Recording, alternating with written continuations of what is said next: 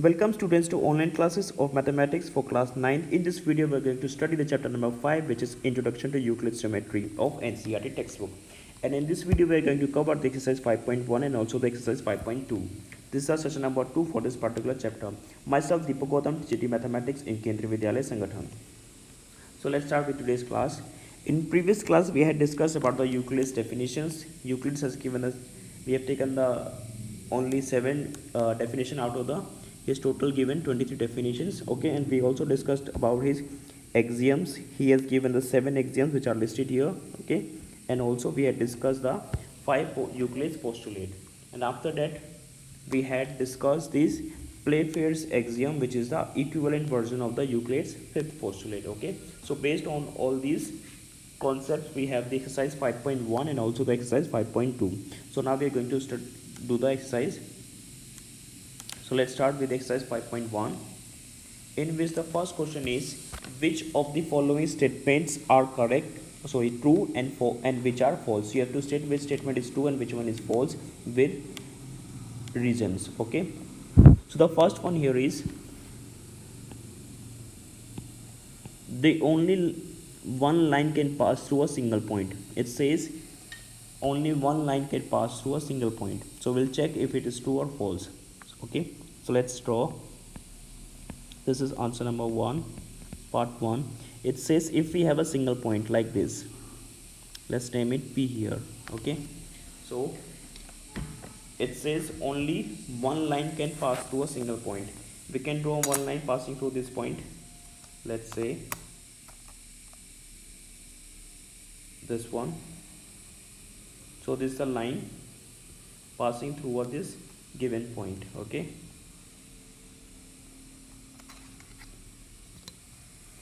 we can draw another line like this. Now you will see that this line is also passing through this given point. We can draw another line. This one is also passing through our given point. Okay, like this. You can draw many more such lines which will pass through this given point. Okay, so the conclusion from here is there are infinite number of lines passing through this given point. Okay, so we'll write the statement which says that only one line can pass through the single point. This statement is false. Why it is false? Because there are infinite number of lines passing through a given point. Okay, so this statement is false because we can draw infinite number of lines passing through a given point. Okay, so now next statement is, second one is, there are infinite number of lines which pass through two distinct points. So now it says there are two distinct points. Distinct means two separate points. Okay, two separate points. Okay, and it says there are infinite number of lines passing through these 2 points. So let's check this one. This is part number 2, which means we have these 2 points. Let's say A and B. Okay, we can draw simply a line which will pass through both the point.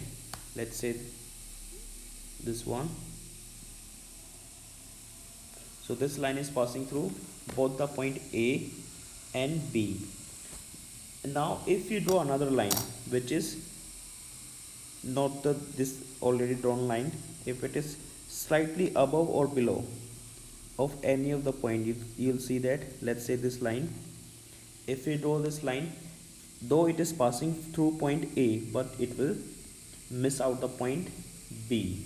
Similarly, if you draw a line from here slightly above the first line, you will see that if we draw that line, it may pass through point B, but in this case it will miss out the point A. So from here we conclude that only the one line, which is this one, is passing through the point A and B, both point. And other than this, if you draw any other line, that will miss out either point A or either point or point. It will miss out either point A or point B. So the conclusion here from here is that this statement is also false, because there is only one line passing through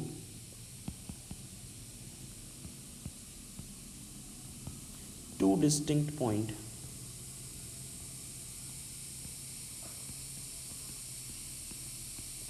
Two distinct points. Okay, there is only one line passing through two distinct points. So this statement is also false. Now moving to the next one, it says a terminated line can be produced indefinitely on both sides. This is true, because that's what the Euclid's second postulate said. Okay, so this statement is true,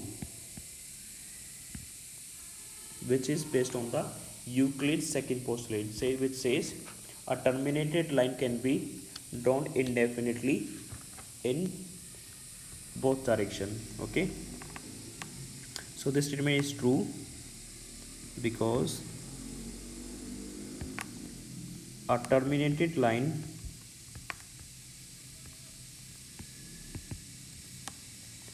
can be produced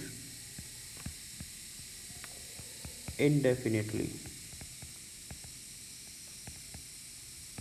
Okay, that's what this Euclid's postulate 2 says. Okay, that means if we have a terminated line, let's say this one, this line is terminated with the point A and B, but we can extend this line indefinitely in both the direction. Okay, so this statement is true because terminated line can be produced indefinitely. Okay, a terminated line can be produced indefinitely on both sides. This is Euclid's postulate 2, which this is true. So first one was false, second was false, third is true. Now come to the fourth one. It says if two circles are equal, then their radii are equal. So it is clear from the statement itself that this is true, because if you put the two circles of same radius on one another, they will superimpose each other. That means their radius will be equal. So this statement is also true.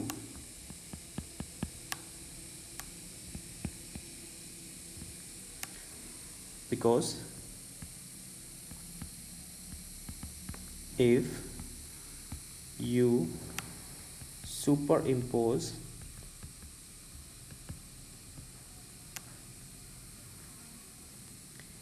the region bounded by one circle on the other, then they coincide. Coincide means they will completely cover the one another. The one which is placed on the top will completely cover the lower one. Okay, so their centers and the boundaries are also coincide, and hence therefore the radius will be equal. Therefore their radii is the plural of radius. Their radii will be equal, or they will also coincide. Okay, so this statement is also true. So the fourth one is true. Now we have fifth one in figure 5.9. If AB is equals to PQ, if this AB is equals to PQ and this PQ is equals to XY, then AB is equals to XY. So this is also based on the Euclid's axiom, which is a Euclid's first axiom, which says things which are equal to same thing are equal to one another. Okay, which means this is according to Euclid's first axiom.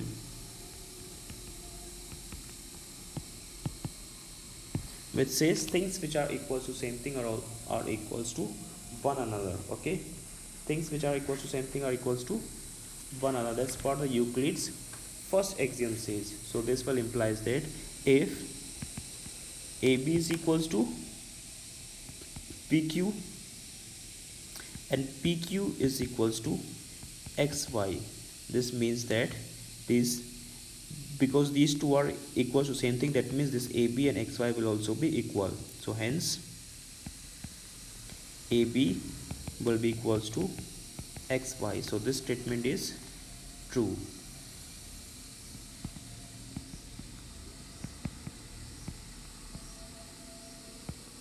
Is true. Okay, so the fifth one is also true.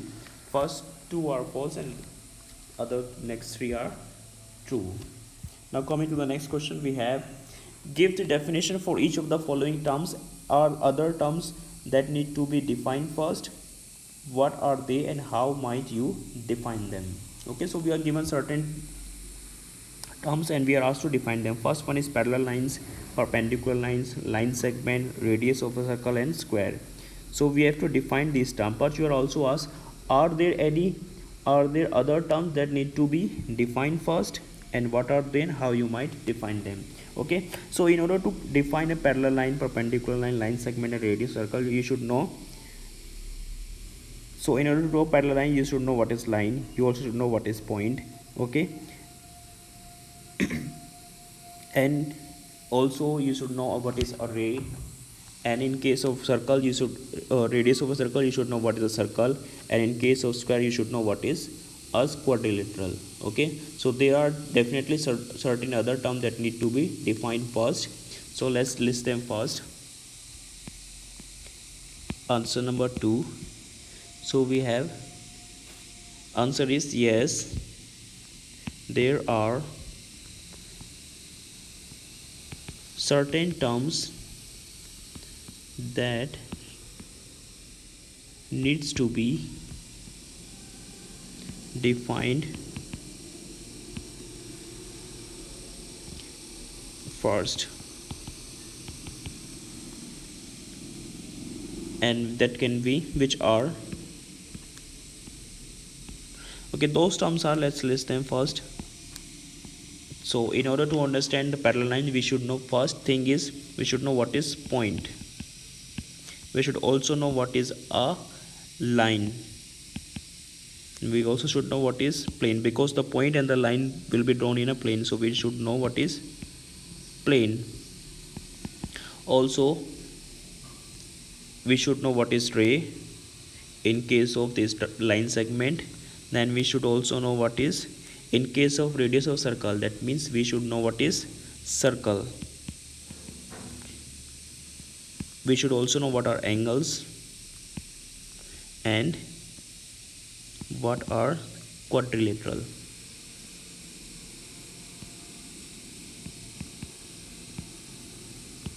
Okay, if you don't know these points, you cannot define these given terms. Okay, so we'll first define these terms, then we will define the asked or the given terms. So first let's say define the point. We have, first one is point. So as Euclid defined, a point has no part. So that can be the definition of this. A point has no part.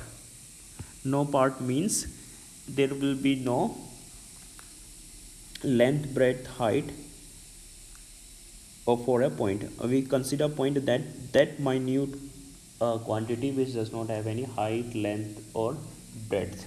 But what a point has, it has only position. Okay, so the point only have position, but it does not have any other part. So write this here as, remove this comma, right, but it has only position. Second, we have line. Line as defined by the Euclid says a line is a breadthless length. A line is a breadthless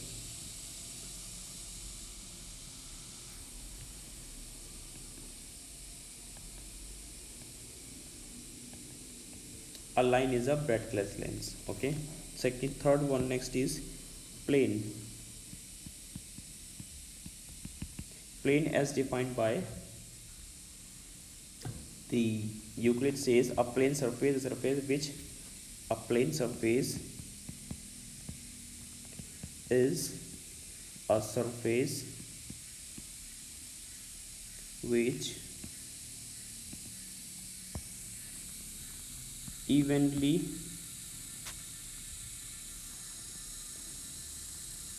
lies evenly with the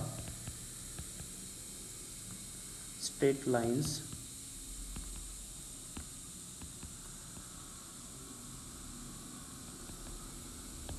on itself.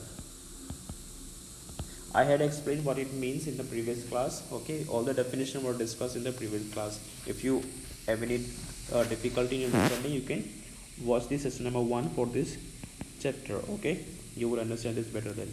Next one is a ray. What is a ray? Ray is a line which originates from a fixed point. That means a ray has a starting point but not the end point. Okay, so let's write ray is a part of line which has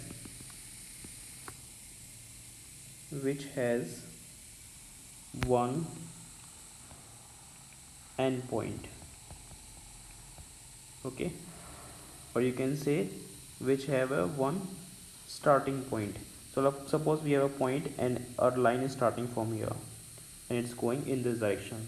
So it has a starting point, or you can say at the one end it has one point. Okay, so starting from A and going onward in this direction. Okay, so this is called ray.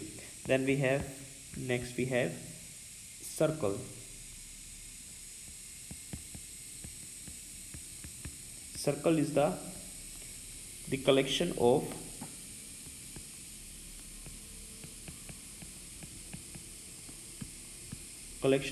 all the points in a plane which are equidistant. Equidistance means they are at equal distance. So equidistance from a fixed point. That fixed point is called center. Okay, so circle is the collection of all points in a plane which are equidistant from a fixed point. Okay, next we have sixth one is angle.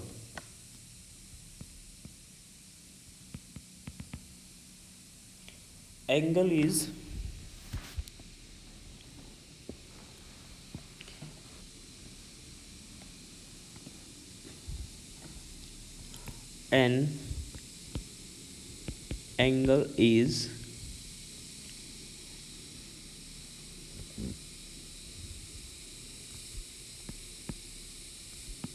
the union of two non-collinear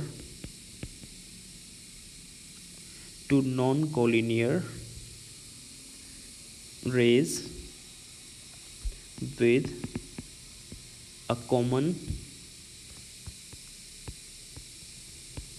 initial point. Okay, so that means an angle is formed by two non-collinear. Collinear means they are not overlapping each other. Okay, and I have a common initial point. That means if this is a common initial point, one ray is starting from here, another one is starting from here. So this ray will form an angle. Okay, of let's say certain degree, x degree. Okay, So this is an angle. An angle is a union of two non-collinear rays with a common initial point. And the last one we have quadrilateral.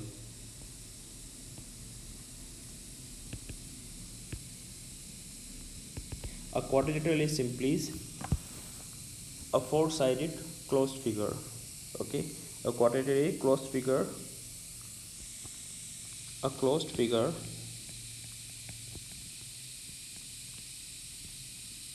having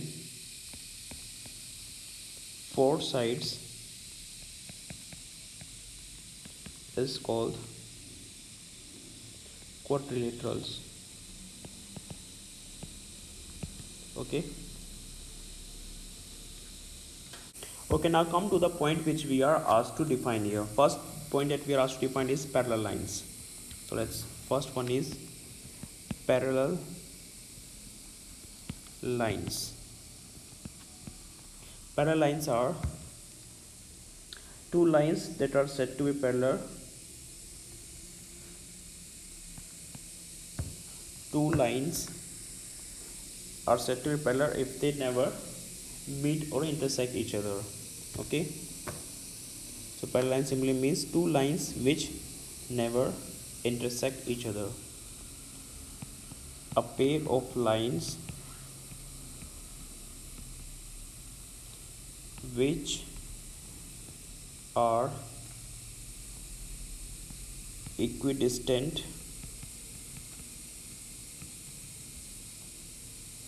at any given point and will not intersect each other at any point. Okay, that means we have two straight lines like this. They are equidistant. It means the distance between these two lines at any point is equal and they will never intersect each other at any point. Okay, so these such lines are called parallel lines. Next we have perpendicular lines. Next we have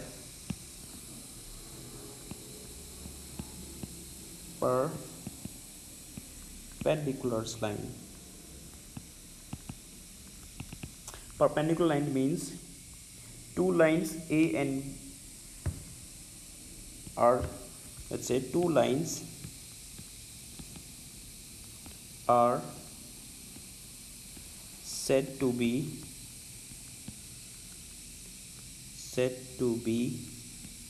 perpendicular if they intersect each other at 90-degree angle.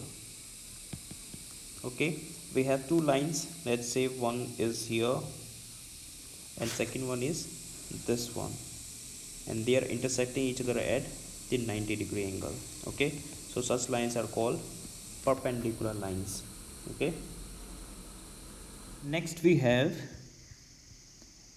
the line segment. Okay, so let's define the line segment now. Next we have line segment. A line segment is defined as a part of line which has endpoints on both sides. Okay, that means if we have a point A here and point B here, when you join then you will get a line segment which is having an endpoint on the both side of the line. Okay, so that's the definition of line segment. Next we have after this a radius of a circle. Radius of a circle is defined as, next we have radius of circle. Radius of circle is defined as radius of circle defined as the distance between the center and any point on the circle. That is, if we have a circle here having center this O, the distance between this O to, let's say, any point A on the circle, so this distance, that is R, is called the radius of the circle. Okay, after this, next we have square. A square is simply defined as a four-sided closed figure. A square is a four-sided closed figure having all four sides equal and all angles are of 90 degree. So a square is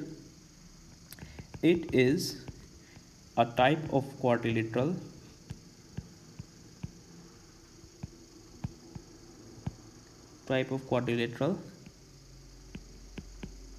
having four equal sides and every angle measures 90 degree. Okay, so that is a square, and you know the shape of a square is all four sides are equal and all four angles are of 90 degree. Okay, these sides are equal and angles are 90 degree. So these are the definition of all the term which we were asked to define. Okay, now moving ahead, we have another question, which is, consider two postulates given below. Given any two distinct point A and B, there exists a third point C which is between A and B. So we are given two distinct point A and B, and there's a third point C which is between A and B. Then it says there exists at least 3 points that are not on the same line. Okay, so you are asked, do these postulates contain any undefined terms? Are these postulates consistent, and do they follow Euclid's postulate? We have to explain. Okay, so we are given the two postulates and we are asked whether they follow Euclid's postulate or are they consistent. Okay, so let's start. Answer number 3. In this,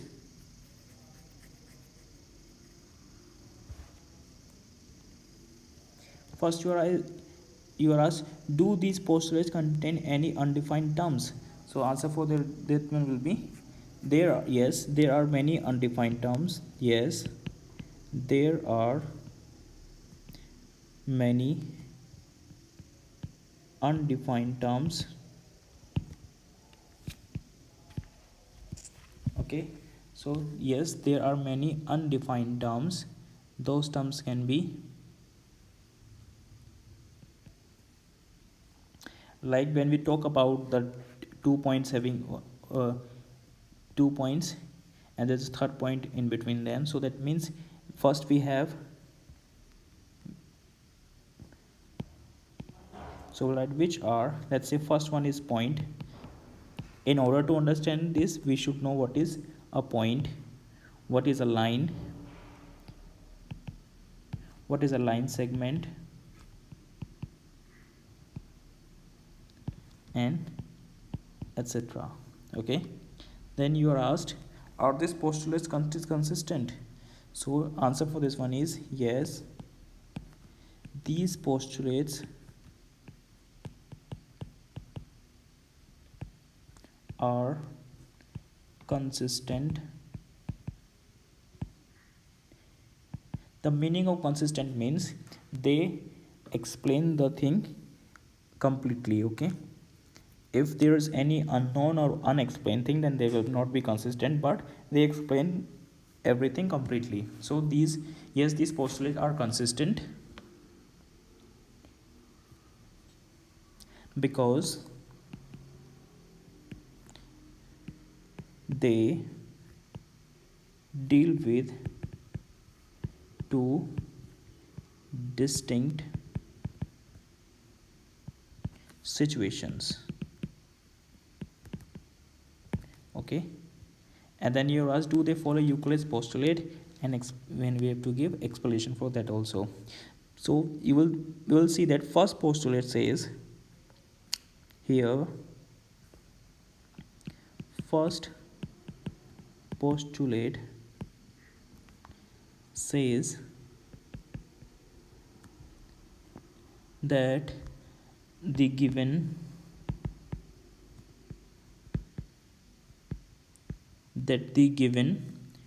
2 points A and B, A and B, there exists a third point C lying in between them,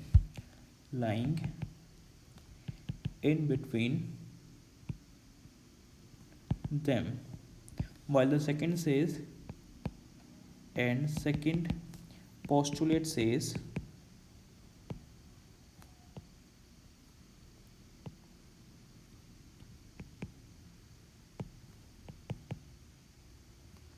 that given points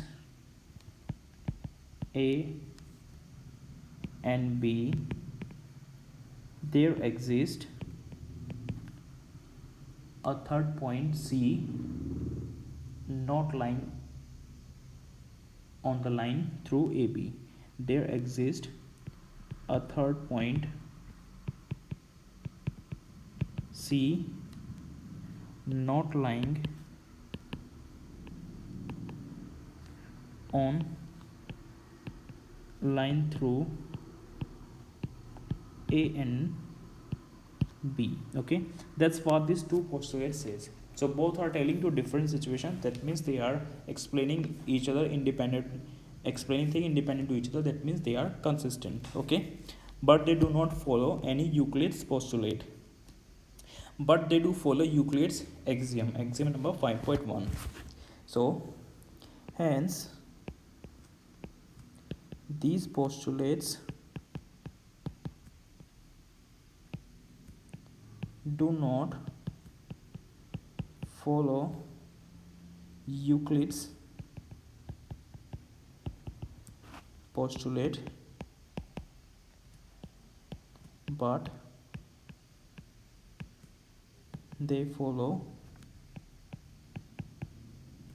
Euclid's axiom, and that axiom is axiom number 5.1, and it's given in your book on page number 82. Okay, so this does not follow Euclid's postulate, but it do follow Euclid's axiom. Which axiom? It is axiom number 5.1, which is given in your book on page number 82. Okay, you can see it from there. So that's the answer of the question number 3. Now moving ahead, question number 4, which is a very important question and very easy also. It says, if a point C lie between 2 points A and B such that AC and BC are equal, then prove that AC is equals to half of AB and explain by the drawing the figure. So what we are given here is, let's try to answer number 4. We are given that we have 2 points A and B. So right, we have 2 points A and B where C is a point lying between them such that point is lying between them such that AC is equals to BC. This is what given to us. So we have 2 points A and B, and there exists another point C which is lying between A and B such that AC is equals to BC. So we'll represent this with the help of figure. Let's draw a line. Okay, so we have 2 points here, A and B, and there exists a third point C between the 2 points. Okay, so what we have to prove is, here is, we need to prove that we need to prove that AC is equals to half of AB. This is what we are asked to prove. Okay, so we'll prove this now. Here we have first right which is given to us. We are given that AC is equals to BC. Let's say this is our equation number 1. Now if we add on adding AC on both sides in equation 1, we get, if we add AC on both sides in equation 1, so left hand side will become AC which is already there and we are adding one more AC, and the other side we have BC already there and we are adding one more AC. So this AC plus AC will be twice of AC. On the other side, this first we have this BC and we have added here AC, so this will become AB. Okay, let's extend some area. Okay, so this 2 AC will be equals to AB, or this AC will be, when you shift to this 2 onto the other side, will be 1 by 2 equals into AB, and this is what we are asked to prove. Okay, this is very simple. This condition is already given to us that AC is equal to BC, and we have added AC on the both sides, so it will become AC plus AC equals to AC plus BC.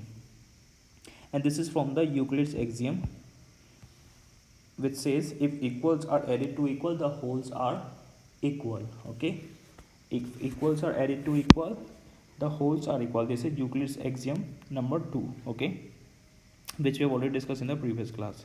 So by this we have proved that AC is equals to half of AB. Moving to the next one, it says in question 4, point C is called the midpoint. As this AC is the half of AB, that means the C is exactly the midpoint of AB. Okay, now in this next question it is saying, in question 4, point C is called a midpoint of line segment AB. We need to prove that line segment has one and only one midpoint. Okay, so generally we know that by our practical understanding that, and a line will always have only one midpoint. Suppose if we draw a line like this,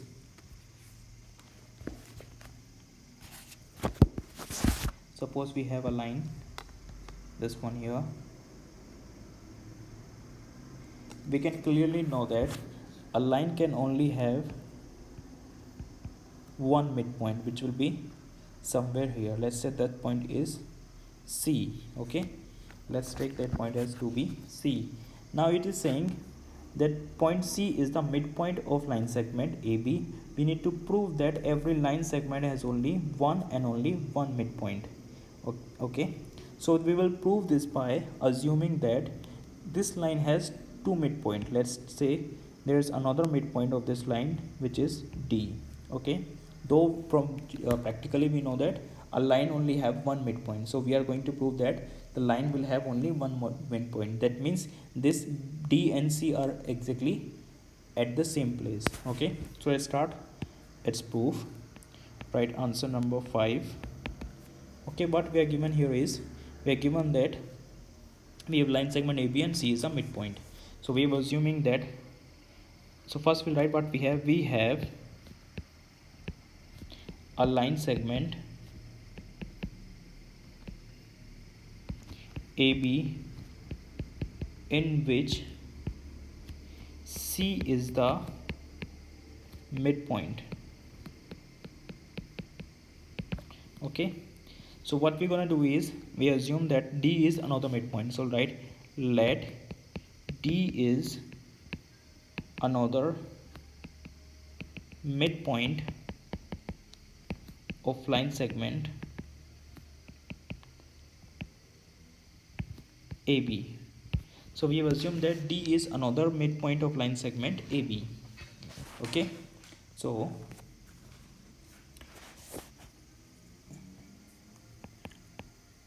Now as it is given that C is the midpoint of AB, so therefore this AC will be equals to CB. Why? As C is a midpoint. Okay, because C is midpoint, so this AC has to be equals to CB. This is our equation number 1. Also this AD will be equals to DB. This will be our equation 2. This is because we have assumed that D is also a midpoint, because both the C is given that it's a midpoint and we have assumed that D is also a midpoint, so this AD and DB will also be equal. Okay, so now what we're gonna do is we'll subtract the equation number 2 from equation number 1.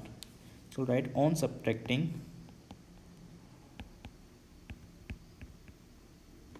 equation number 2 from equation number 1, we get, okay, first we'll write the equation number 1 because we're subtracting equation number 2 from 1.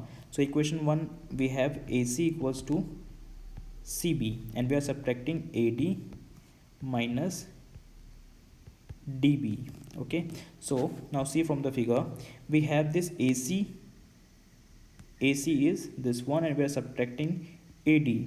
So from this AC we are subtracting AD, what remains is this portion DC, or you can say CD.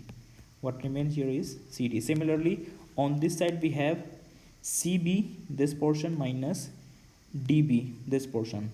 Because this CB is smaller and DB is bigger, so the result will be minus, again this portion is left which is CD. Okay, this is from the figure that if you subtract AD, this portion, from this AC, you will get DC. Similarly on the other side, if you subtract this CB from this DB, you will get again CD, but this time as this DB is bigger with and this is with minus, and so we'll get minus CD.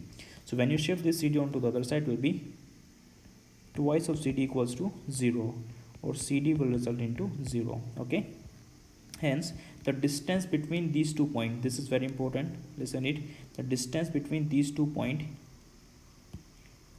C and D is equals to 0. That means these 2 points are coinciding, that means they are at the same place. Okay, let's write it here as the distance CD is equals to 0. That means points C and D are coinciding, hence line segment has only one midpoint. Okay, as the distance between C and D is 0, that means they are at the same place. If they are at any distance apart, that means there will be certain distance, but as the distance is 0, that means they are lying at the same place. अगर दोनों के बीच में gap होता, that means that in that case there will be some distance between these two. Okay, as these 2 points are exactly at the same place, that means there is no distance between the two, hence that they are lying at the same point, and that is the midpoint of this line. Okay, so now moving to the next one, we have in figure 5.10, if AC is equals to BD, then prove that AB equals to CD. This is also very simple. It is given that AC is equals to BD, and we need to prove that AB, this part, is equals to CD. Okay, so from this part and this one will subtract the BC, which is the common part, will remain with AB and CD. Okay, so let's write its solution. Question answer number 6. So we have we're given that AC is equals to BD, okay, and we need to prove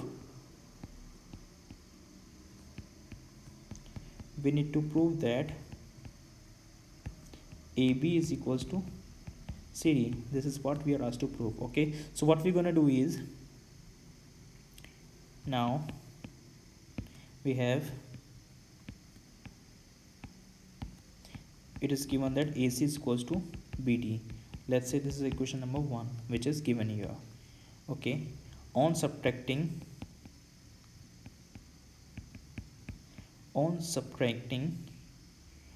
this common region BC from both sides in equation 1, we get, so what we are doing is, we'll write this AC minus BC equals to BD minus BC. Okay, so see from the figure, AC minus BC, this AC minus BC will left only AB, so this will be AB. On the other side we have this DB minus again BC, so we'll left with CD. This is again by the Euclid's axiom number 5, axiom number 3.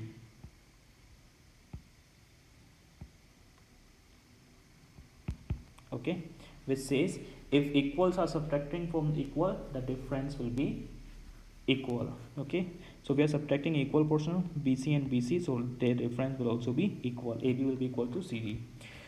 Now moving to the last question of exercise 5.1, it says why is axiom 5 in the list of Euclid axiom considered as universal truth? Note that the question is not about the fifth postulate. So here we are talking about the fifth axiom, not the fifth postulate. Fifth axiom of the Euclid says the whole is greater than the part. The fifth axiom of the Euclid says, answer number 7, fifth axiom of Euclid's says if, so it says not if, the whole is greater than the part. That's what the Euclid's fifth axiom says. So it is asking you why the axiom 5 is considered as a universal truth. Okay, so it is considered as a universal truth because this is applicable in all situation of the universe. It is true everywhere that whole will always be greater than the part. So right, this axiom is true for anything in any part of the universe. So it is considered as universal truth. Okay, the whole is greater than the part will be true in every situation and in every part of the universe, whether you are on Earth, whether you are on Moon or Mars or anywhere, any part of the universe, wherever you are, the whole will always be greater than the part. Okay, so that's the end of exercise 5.1, all 7 questions. Now we'll move to the exercise 5.2, which have only 2 questions. We'll cover those 2 questions also. So the first question is, say, how would you rewrite Euclid's fifth postulate so that it would be easier to understand? So for rewriting it, you should first know what is Euclid's fifth postulate. So write answer number 1. The Euclid's fifth postulate says if there is a line segment, if there is a line passing through if a line intersecting two other line, let's say we have two lines, one is here, other one is here, and there is a line which is passing these two lines. So the side on which the two angle add up to less than 180 degree, if these two angle are less than 180 degree, the sum of these two angle, that means in this side when you extend this line, they will intersect each other at a point. Okay, that's what the fifth postulate says. Okay, so you have to rewrite this fifth postulate so to understand it better. So you have to rewrite this to easier to understand. So we'll write the Euclid's fifth postulate said two facts. The Euclid's fifth postulate states two facts. First one is there is a line, there is a line L, there is a line passing through P which is parallel to line L. And second thing which it says is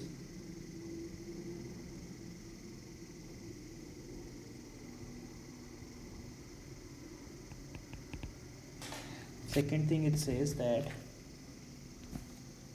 there is only one such line. Okay, this means if we draw a line here and there is a point P, from this point P there will be a line. If you draw multiple line passing from this, okay, you will have a single line which will be parallel to this given line. Suppose this was L, so there has to be a line M which will be parallel to this given line. Okay, so this is how you can rewrite this postulate number 5. Okay, so that's the answer number 1. Now move to the question number 2. It says, does Euclid's fifth postulate imply the existence of the parallel line? So the answer for this one is yes. It means if a straight line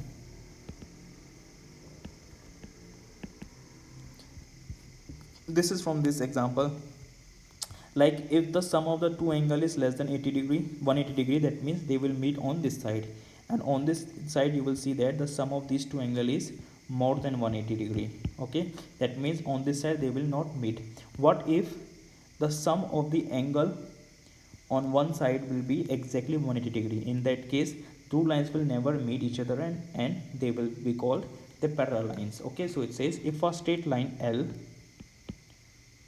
falls on two different straight lines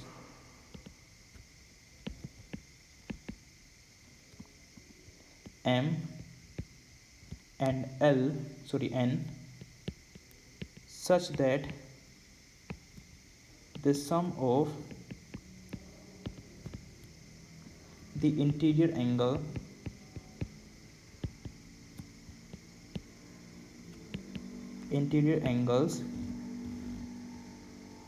on one side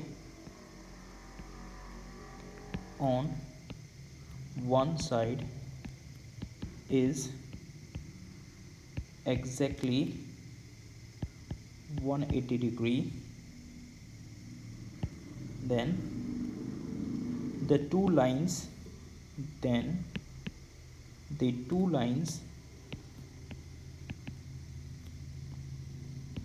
will not meet each other at any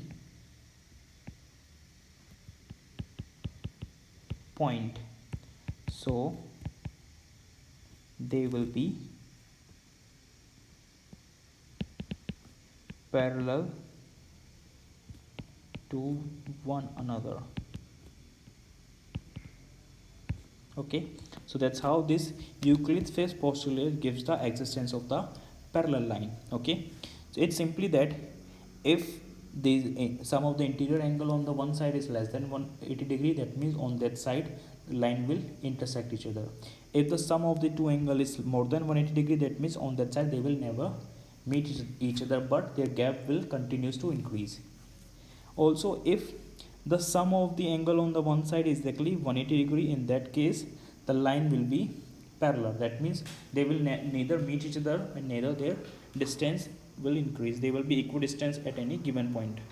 Okay, so that's the solution of the question number 2 exercise 5.2. With this we have also completed the exercise 5.2 and also the chapter 5 introduction to Euclid's geometry. So what you have to do is you need to practice all the questions at least 2 times so that you will be fluent in solving them and you will understand them better then.